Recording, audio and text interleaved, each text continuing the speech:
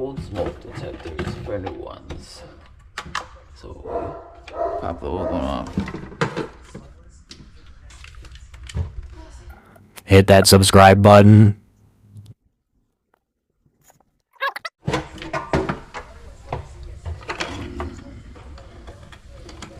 Pull out the electrical and replace it with the new clip for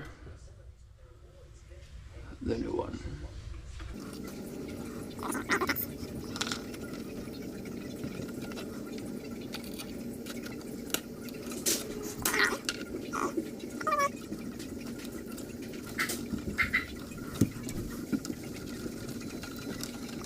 Push them back in there.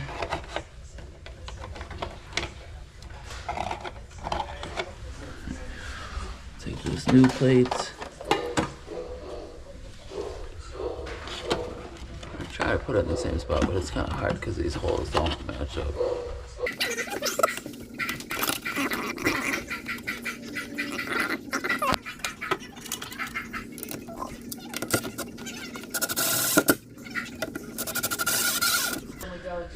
I'm gonna take this new one.